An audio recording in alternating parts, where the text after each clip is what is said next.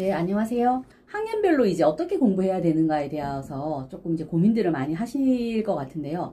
그 전에 이제 계속 손민 대표님께서 그 말씀 하셨잖아요. 고1 내신이 정말 중요하다. 과거에는 고등학교 3학년 1년만 우리가 그 수능 공부를 해서 대학교를 갔잖아요. 그런데 지금은 옛날 고3이 그 공부를 하는 것처럼 고등학교 1학년의 모든 에너지를 다 집중합니다. 아까 손민 대표가 보여주셨던 것처럼 내신이 이제 1학년, 2학년 때까지 나오고 3학년에 가서는 이제 그 진로 선택 과목은 보통 내신 점수로 나오는 것이 아니고 거기는 이제 A 이렇게 해서 이제 내신이 안 나오기 때문에 또 고1 내신이 더 중요해졌다는 것을 하나 알고 계셔야 될 것 같고, 또 하나는 뭐냐 하면 아시겠지만 고1 때도 공통으로 시험을 보지만 수원, 수투 같은 경우는 문이과가 공통으로 같이 보는 거죠. 그래서 이제 지금은 전체적으로 학력이 좋은 아이들이 이과에 많기 때문에 문과 아이들은 상대적으로 조금 불리하다. 그럼 또 이과는 유리한가? 이런 것들을 조금 생각해 보셔야 되는 거죠. 그래서 고1의 에너지를 집중하고 있다. 그래서 이제 우리 중학교는 이것을 대비해야 된다는 거죠. 고등학교 1학년 이제 기말이 끝나고 나면 아이들이 이 이제 과정에서 굉장히 고민을 하죠. 강남에 이제 8학군 내라고 하면 어머님들이 지금은 2등급이면 11%인데 이렇게 생각하시지만 생각보다 굉장히 어렵습니다. 내신 2등급이네?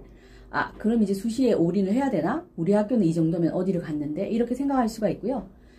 여기 이제 내신이 일반군대 4등급 후반이에요. 그러면은, 아, 버리고 정시에 올인을 해야 될까? 이렇게 이제 생각하고, 제일 애매한 것이 여기 중간에 있는 거죠. 어떻게 해야 되지? 굉장히 열심히 하고 성실히 하는 아이들이에요. 그런데 정시로 올인을 해야 될까? 수시를 하면서 이제 어느 정도 벤 다이어그램에서 어디에 그 가중치를 둘 것인가를 고민을 많이 하게 되는 그러한 이제 양상을 보이고 있는데요. 수시는 그런 것 같습니다. 제가 생각할 때는 수능은 최고의 인재를 뽑는 것이라고 한다면 수시는 최적의 인재를 뽑는 것이죠. 그래서 내신만으로 보는 것은 아니라는 거죠. 유일한 정답이 아니고 보다 나은 답을 이제 찾기 위해서 우리가 또 지금 어머님과 제가 이렇게 만나고 있는 것이죠. 자, 보면은 대입을 위한 타임테이블, 시간에 대해서 우리가 한번 생각해 봐야 된다. 지금 이제 중등 학부형이시기 때문에 중학교 1학년 때 뭘 해야 되니 다 알고 계시겠지만 수학과 영어와 국어의 실력을 탄탄하게 해야 된다. 왜? 고등학교 1학년 내신에 대한 어떤 역량과 수능에 대한 역량을 키우기 위해서입니다. 그러니까 고1에 대하여서 공부를 하기 위해서 열심히 해야 된다는 거죠. 제가 이제 탄탄하게라는 말씀을 드렸는데요. 이게 이제 중학교 내신 시험을 잘 봐서 그런 게 아니라는 것은 어머님들이 다 알고 계시리라 생각하는데요. 자, 1학년 때는 시험이 다행히 없죠.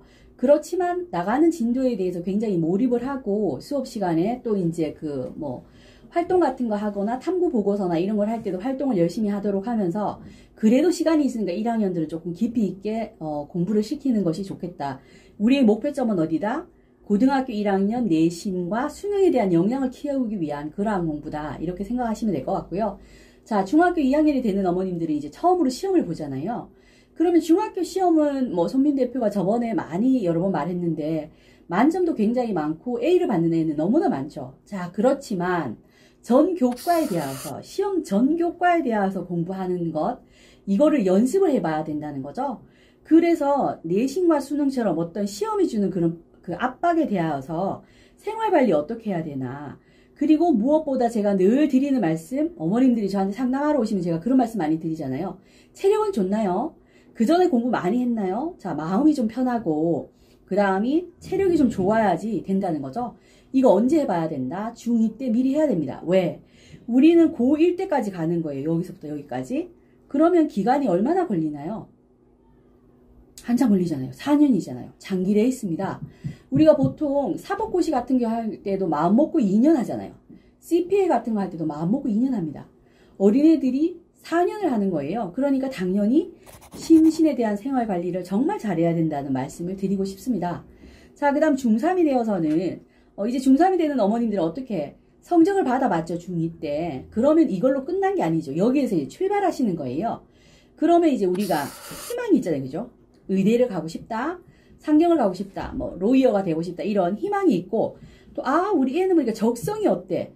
가끔 이제 부모님들이 양쪽이 다 의사라도 피 보는 것을 싫어하면, 아이들이 심리 쪽으로 공부를 하겠다든가, 이렇게 하는 애들이 많거든요. 자, 그래서 어쨌든 희망과 적성에 따라서 생각을 해보고, 그러나 지금 우리는 뭐 계산을 해봐야 되죠. 성과, 성적이죠. 여기에서. 그죠? 근데 예측할 수 있잖아요. 지금 당장의 성적 말고 아, 우리 아이가 국영수가 이 정도 되니까 어떤 고등학교를 가서 그래서 이제 준비를 해야 되겠다. 그런데 가능하다면 어디에 대해서 계열과 어떤 대학을 가겠다라는 것에 대한 로드맵을 할 수 있으면 좋습니다. 그리고 나서 이제 고교 선택에 따른 준비를 하셔야 되는데 이런 거에 대해서는 이제 정보를 뭐 원인학원에 와서 많이 이제 좀 들으시거나 아니면 좋은 입시 뭐 설명회가 너무나 많으니까 거기에 가셔서 들어보시면 되겠죠. 자, 그래서 중1은 뭐 수학, 영어, 국어 실력을 탄탄하게 하자. 뭐를 위해서? 첫 번째, 우리는 고1 내신을 위해서. 그 다음에 고1 내신에서 만일에 애매해지면 수능까지 간다. 이렇게 생각하시고 공부를 시키시면 되고 이것에 대한 실질적인 연습을 언제 한다? 중2 때 전 교과를 기반으로 해서 여러 가지 시험이 주는 압박과 생활 관리를 하는 것을 해본다. 그 다음에 어머 나는 중2도 그렇게 해서 보내버렸네. 중3 때 다시 중2 과정을 하는 겁니다. 하지만 이때는 좀 더 그 고교 선택을 하기 위해서 좀 더 구체적으로 진학과 계열에 대해서 로드맵을 찾아본다. 이렇게 이제 보시면 되겠죠. 자, 그러면 이제 학업 역량이라는 것에 대해서 일단 말씀을 드리고 싶은데요. 보이는 내신 어떻게 할 것인가, 그리고 수능에 대한 대비는 어떻게 할 것인가에 대해서 생각을 해봐야 되는데요. 내가 선택한 고교에 따라서 차이는 있습니다. 그런데 저는 어머님들이 아직 중학교니까 이 말씀을 드리긴 그렇지만 어디가 최고다? 내가 다니는 학교가 최고야. 이렇게 이제 우리 아이가 다니는 학교가 최고다. 우리 아이의 담임 선생님이 최고다. 이렇게 생각하시는 것이 제일 좋을 것 같습니다. 자, 그럼 다시 본론으로 들어가서요. 수학 같은 경우에는 제가 생각할 때는 이제 어려운 문제를 다룰 줄 알아야 됩니다. 그쵸? 그래야지 내신과 수능에서 문제가 없습니다. 선행은 우리 아이의 실력에 맞게끔 정도껏 시켜야 됩니다. 그죠? 우리 아이의 실력에 맞게끔. 소화되지 않는데 계속 선행을 해 나갈 수는 없습니다. 그래서 뭐 현행에 대해서는 저는 심화를 꼭 시켜야 된다고 생각하고요. 그리고 선행 같은 경우는 뭐 이제 우리 아이가 지나치게 힘들어서 번아웃 되면 안 돼요. 예를 들어서 뭐 어디에서 계속 단어 시험을 본다. 어디에서 수학을 계속 시킨다고 해서 아 꼴도 보기 싫어. 이러면 안 되거든요. 그래서 선행의 정도를 적절하게 아이에게 맞추어서 해서 해야 되는데 개별적인 특성을 잘 살펴봐야 됩니다. 특히 수학에서는 심리적인 게 많이 있잖아요. 계산 실수를 한다. 도전을 싫어한다는 건 뭐예요? 어려운 문제를 푸는 것을 싫어하는 애들이 있습니다. 그렇죠? 그리고 다른 시험은 안 그런데 수학에서는 유독 뭐 갑자기 뭐 너무나 심리적으로 힘들어서 그래서 이제 가외 선생님이나 학원에서 그러잖아요. 얘가 왜 이런지 모르겠어요. 이런 말씀들을 하시잖아요. 특히 제일 많은 게 뭔가요? 남들 다 맞는 문제 틀리고 남들 다 틀리는 문제 맞아서 결국에는 똑같아지는 사례들이 너무나 많잖아요. 자, 그랬을 때 그러한 습관을 바로잡아주는 것 정말 중요합니다. 왜? 디테일하게 경쟁이 치열하면 작은 실수도 용납할 수가 없는 거죠. 그 다음에 이제 영어 같은 경우에는 지금은 이제 탭스나 그 IBT를 할 필요는 없습니다. 어머님들이 생각하시는 고대 특기자나 연대 뭐 UID 같은 경우도 지금은 이제 학생부 종합전형이기 때문에 그 시험을 보지는 않습니다. 그런데 시험이 없으면 아이들이 공부를 안 하니까 영어 학원에서는 권하기도 하시는데요. 뭐 그거는 각자의 형편에 따라서 이제 선택하실 건데 수학 같은 경우도 이제 KMO 같은 것을 안 하는 게 나을 것 같고 영어도 토플이나 탭스를 안 하는 게 낫다고 하는데 그러면 어떻게 해야 되냐? 사실은 이게 조금 고민인 거죠.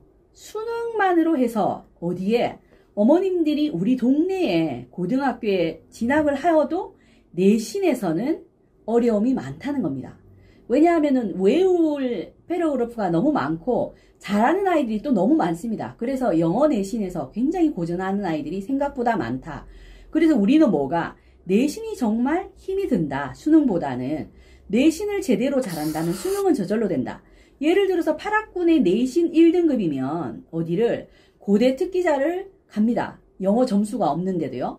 그리고 만일에 학교에서 수상을 한다면 영어 말하기나 글쓰기에서 대상을 받는다면 그것이 스펙이 되어서 대학교 수시에 강력한 그 도구가 됩니다. 우리 동네에서 내신을 고등학교 내신 말씀드리는 거예요. 고등학교 내신을 무난하게 잘한다면 1, 2등급이죠.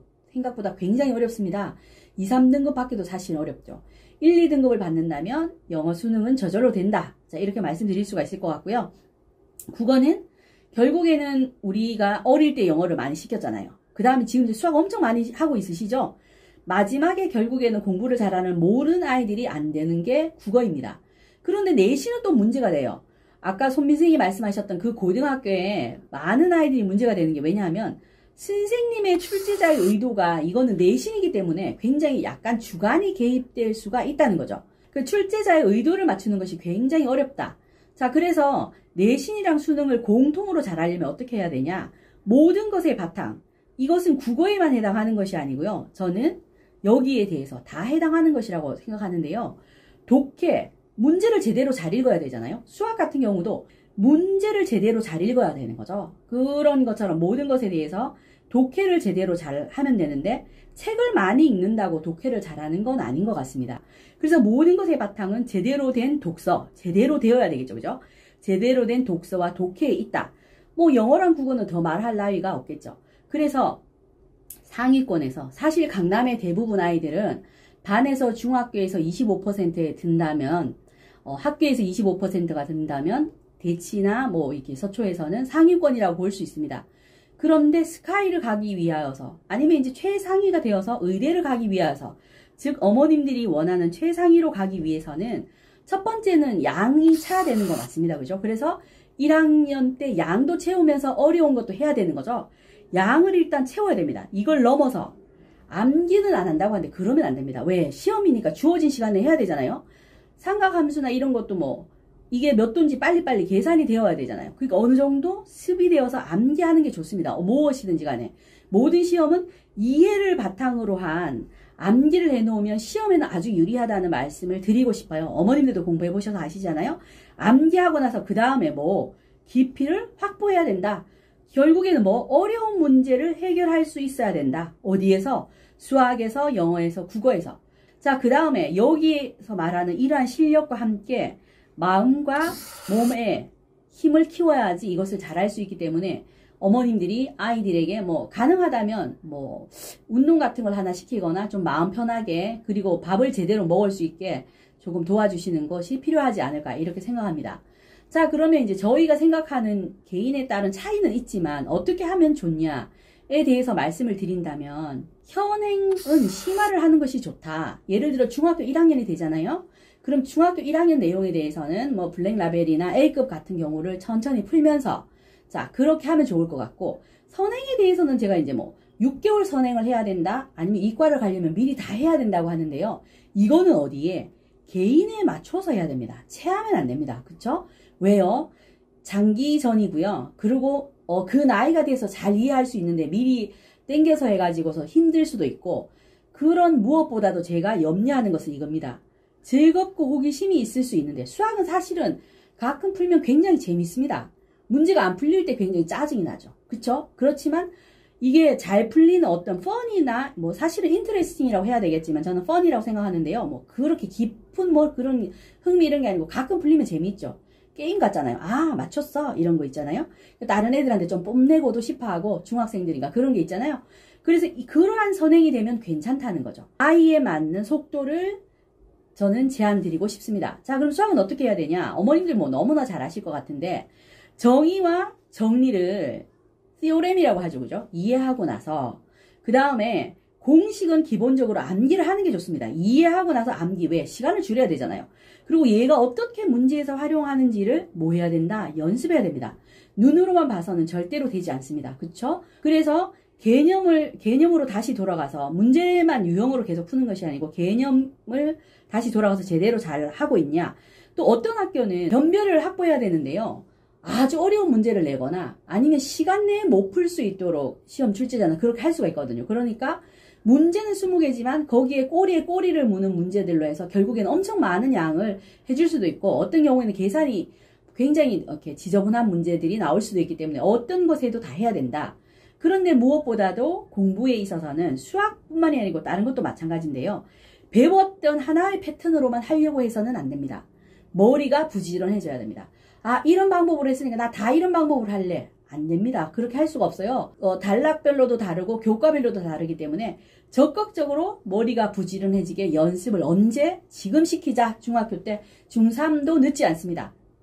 그러니까 고1이 되는 학생도 늦지 않죠. 이제 시험 한 번도 안 봤잖아요. 그러니까 이렇게 하면은 그 어렵다는 수시에서 그 어렵다는 의대나 스카이를 다 갈 수가 있습니다. 자, 그 다음 두 번째로는 점검해야 됩니다. 점검. 자, 그래서 다양한 수준, 쉬운 것에 실수하지 않고 어려운 것을 물러서지 않고 담담하게 탄탄하게 그 문제를 풀 수 있는 그런 것들을 시험 형식으로 해서 실력을 점검해 봐야 됩니다.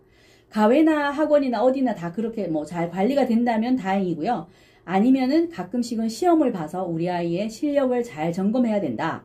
시험에 대한 그러한 어떤 그 버퍼도 키워야 되겠죠. 자, 그래서 시험의 그 다양한 시험 형식이라는 건 뭐냐 하면 서답형인 거죠. 서술형을 얘들은 많이 볼 가능성이 있습니다. 그 다음 단답형, 가로넣기, OX 이런 것도 굉장히 필요하죠. 그렇죠? 그리고 나서 이제 오지선다가 일반인데요. 13지선다도 있습니다. 옳은 것을 모두 고르시오. 몇 개인지 말해주지 않습니다. 이런 것들은 확산되고 있습니다. 그러니까 우리가 모두 고르시오 몇 개인 거 없고 답이 없을 때도 있어요. 그러니까 제대로 잘 알아야 되는 굉장히 어려운 것들이 있기 때문에 일단은 이런 것들을 뚫어내야 됩니다. 자, 그러면 이렇게 노력을 하다 보면 실력이 자라게 되고 실력이 자라면 마음도 커지고요. 또 마음이 자라면서 실력도 자랍니다. 자, 그래서 수학에 대해서 궁금하시면 이쪽으로 전화 주시면 좋겠습니다. 그런데 수학에 있어서 굉장히 중요한 게 있습니다. 홈페이지나 블로그 보시면 굉장히 제가 이제 글을 쓰는 것도 있고요. 저희 선생님들이 글 쓰시거나 설명해 하신 것도 있습니다. 보시면 좋은데요. 저는 이제 수학에 있어서는 제일 중요한 게 자기 주도적으로. 그러나 어떤 공부에서도 마찬가지지만 너무 오랫동안 참고만 있을 수가 없습니다. 재미가 있어야 됩니다. 그렇지만 어떻게 쉬운 것만 하면 재미있다. 그건 아니죠. 그렇죠? 어려운 문제를 뚫었을 때 뭔가 이렇게 우리가 새벽에 공부를 막 하다가 여명이 동토할 때 엄청 흐뭇하지 않나요? 근데 사실은 저한테 그렇게 말하면 엄청 혼납니다. 왜? 공부 오늘만 하고 말 게 아니니까요. 하루 밤새우고 2, 3일 헤매면 안 되잖아요. 자, 그래서 뻔히 있죠. 그래도 그렇게 했었을 때 한 번 다 그런 경험은 있으실 거예요. 뻔히 있다. 그러나 어떻게? 탄탄히 실력을 닦고 점검해야 된다. 관리해야 된다. 자, 영어는 이 수업의 목표는 이겁니다. 2마리 토끼를 한 번에 잡자. 자, 영어가 외국어로서의 영어에 대한 어떤 어려움이 있죠. 근데 이제 어머님들은 대부분 어린이 때부터 어린이 영어 유치원을 보내고 해서 크게 어렵지 않을 수도 있는데요. 두 번째가 뭐냐 하면 시험 과목으로서의 영어가 있습니다. 여기서 시험 과목이라고 하는 건 저는 사실은 내신에 방점을 두고 있어요. 8학구는 내신이 가장 어렵다. 수능은 무난하죠. 그래서 요사이는 이거는 별로 할 필요가 없지만 내신에 대해서 좀 깊이 있게 하려고 하는 것도 괜찮습니다. 자, 그래서 시험 과목으로 영어에 어떻게 접근하는가에 대해서 하는데요. 저희는 사실 제가 많이 경험했고 저희 조카들도 많이 이제 도움을 많이 받았습니다. 이 선생님이 원래 외대 동통대를 나와서 강사하던 시절에 만나서 저랑 친구가 되고 유학을 저는 갔다 돌아오고 이 선생님이 오히려 이제 미국에 가서 인포메이션 시스템입니다. IS에서 이상하게 생각하는데 인포메이션 시스템 박사를 했고 미국 주립대 교수를 했었던 분인데요. 정말 글 쓰는 거에 있어서는 영어나 한국어나 너무너무 잘 씁니다. 그리고 잘 가르치고 또 좋은 성과를 내는 사례는 너무나 많은데요. 자, 그래서 김은희 박사 수업을 한번 받아보시면 좋을 것 같고 또 어떤 어머님들이 내신은 해주나요? 이렇게 하는데 이거는 주 1회로 이제 계속해서 할 거고요. 아주 클래스가 다른 영어 이야기 그리고 진정한 독해 이야기를 들으실 수가 있을 거예요. 자, 그 다음에 국어는 역시 이것도 학교에 따라서 다른데요. 자, 모든 것의 바탕 제가 아까 말씀드렸던 그대로고요. 그리고 이제 의학 계열과 스카이를 가기 위한 저희 학원의 아이들이 사실은 국어 때문에 굉장히 어려움이 많아서 국어 수업에 저희는 이제 굉장히 열심히 예전부터도 했었지만 더욱더 열심히 이제 많이 하고 있는데요. 자, 서울대 의대는 수능 국어를 필히 만점을 받아야지 정시로 갈 수 있잖아요. 아까 그 사례를 보셨어도. 자, 그런데 여기에 대해서 너무나 많은 이야기들이 있잖아요. 그거는 나중에 한번 따로 어머님들께 모시고서 말씀을 드리겠습니다. 자, 그 다음에 이 선생님이 모래시계 독해반이라고 해서요. 정밀하게 시간을 압축해서 활용하는 독해 기술을 하는 수업을 이제 여는데 이거 이제 홈페이지 보시면 되는데 이 선생님 자체가 책도 많이 읽고 공부를 많이 하셨는 분이에요. 그리고 이제 서울대는 학점이 좋아야지 3중 전공을 할 수 있습니다. 경제학, 수학, 데이터 사이언스를 공부했는 저희 학원에서 이제 서울대 수리구술 또 문해력에 대해서 팀장을 해서 좋은 성과를 많이 냈습니다. 자, 그럼 어떻게 하는 거냐? 반복적인 학습에서 스스로가 생각할 수 있는 알고리즘을 제시할 수 있어야 된다. 그래야지 어떤 국어시험 문제가 나오더라도 잘 할 수가 있다. 예를 들면 수능 국어, 지금 어머님들은 수능 국어나 내신 국어가 걱정이 되시지만 나중에는 왜 공무원 인적성 검사나 니트 이렇게 그런 시험에서 다 필요한 거죠. 예, 그럴 때 국어시험 굉장히 중요한데 이렇게 하면 저절로 해결이 된다. 그 다음에 자신만의 유형별 묶음이 가능한 학습 기여법을 익히자. 이거는 사실은 수학에서도 그렇고 모든 공부에서도 공통적인 사항인 것 같습니다. 아이들이 공부를 많이 시키고 나면 저도 이제 수요일마다 이제 수업을 하고 있는데요. 그랬을 때 유형별 묶음이 가능한 학습 기법을 제가 이제 익히도록 하려고 이제 하고 있습니다. 그래서 어머님들도 이렇게 하시면 굉장히 좋지 않을까 하는 생각이 듭니다. 그래서 이런 거는 홈페이지 보시면 될 것 같고요. 자, 그리고 이제 제가 계속 내신을 준비해야 된다라고 말씀드리는데요. 내신을 꼭 챙겨야 하는 이유가 있습니다. 자, 어머님들이 가시고 싶어하는 정시가 많이 늘었다고 하지만요. 어머님들이 보내고 싶어하는 스카이, 의대 포함했습니다. 서성안에서는 수시가 이렇게 됩니다. 그래도 60%고요. 정시가 40%가 조금 안 됩니다.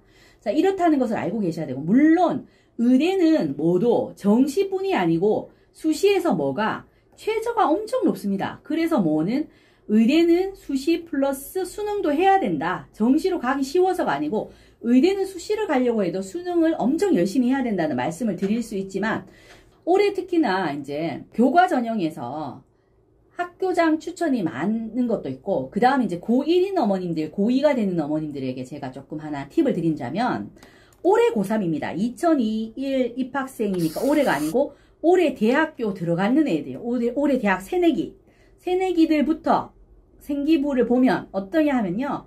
고1 내신을 아까 제가 말씀드렸죠. 고3처럼 한다. 1년간은 너도 나도 다 열심히 합니다. 그런데 언제 고등학교 2학년 고1이 딱 끝나잖아요. 그러면 탈수시를 해요. 자, 그럼 여기에서 잘 생각해 봅시다. 이게 어떻게 보면 주식 투자랑도 굉장히 비슷한데요. 그래서 나는 어떻게 할 건가? 남들이 안 하니까 나는 해야 돼? 아니면 남들이 다 하니까 나도 안 해야 돼? 자, 그래서 나는을 선택할 건지, 그래서 나도 선택할 건지. 자, 여기에 대해서 잘 생각해 봐야 된다는 거죠. 자, 그런데 한번 살펴봅시다. 제가 내신을 해야 된다는 이유. 과목 평균과 표준 편차. 보세요. 강남에 있는 일반고, 또 지방에 있는 많은 일반고에서 1학년 때 성적이 이렇습니다. 평균. 개인의 그게 아니고 그 학교의 평균이에요. 자, 표준 편차 13.8입니다. 그럼 이거는 특목고는 아니지만 지역 자사고 중에서 좋은 학교이죠. 그 다음 78입니다. 평균 아주 높죠. 그러면서 표준 편차 13.6. 그러니까 굉장히 조밀하게 경쟁이 치열하다는 거죠. 자, 보세요. 이 파란 거 이렇게 보면 어떤 때는 이렇게 자사고 같은 경우는 7점 얼마인 경우도 있어요. 그래서 특목고인가 이러는데 2학년이 딱 되잖아요. 그러면 인원도 변함이 없는데 보세요. 평균 60에 표준 편차 이렇게 되는 거죠. 다 뭐했다? 광탈 수시를 한 거예요. 그러니까 이때 내신 등급이 오히려 더 좋아진다는 거죠. 그래서 제가 애들한테 같은 학교 같은 학생 맞아? 이렇게. 근데 이렇게 된다는 거죠. 자, 그래서 생각해 보시면 올해는 학교장 추천 전형도 많이 생겼어요. 교과 전형. 그렇기 때문에 나에게 기회가 올 수 있기 때문에 뭐를 고1 때까지 다 할 때까지 나도 열심히 하지만 이 뒤에도 계속 달려야 된다. 왜? 여기서 포기하고 나 그냥 수능까지 열심히 할래. 자, 생각해 봅시다. 거의 2년에 가까운 시간을요. 시험도 없이 수능에 달린다는 것은 사실 현실적으로 거의 실현 불가능합니다. 자, 그 다음에 올해 가장 큰 특징은 뭐냐 하면 올해 생겼습니다. 어머님. 2021도 아니에요. 올해 고3인 학생들이 가는 전형에서 학교장 추천 전형이 대거 신설되었습니다. 자, 서울예시교는 원래 있었어요. 그죠? 근데 수능 최저가 있습니다. 4개 영역 3능력 이상 2등급이네. 4개 영역 국영수 탐입니다. 이과는 과탐이고요. 문과는 상관없습니다. 연대 교과 전형 아주 좋죠. 예전에 면접형이라고 하는데 3학년 재학생의 5%이고 얘는 최저가 없습니다. 그러니까 어쨌든 간에 받으면 되는 거죠. 자, 그 다음 고대 교과 전형 학교장 추천 전형이라고 하는데요. 3학년 재학생의 4%. 자, 이거는 결국에는 현역 때만 받을 수 있는 거라는 거죠. 자, 그 다음 보세요. 또 생겼는 게 있어요. 앞에는 이제 원래 있던 건데 약간 형식이 달라졌고요. 서강대 교과 전형이 생겼습니다. 한 학교에 10명이에요. 수능 최저가 있습니다. 자, 그 정도만 알고 계시면 되고, 한양대도 교과 전형이 있는데 3학년 재학생이 11%입니다. 자, 아직 중학생이시니까 어머님들이 아이고 한양대 까이 거 타실지 모르지만 이 학교를 정시로 가기에는 정말 어려운 학교들입니다. 자, 최저가 또 없어요.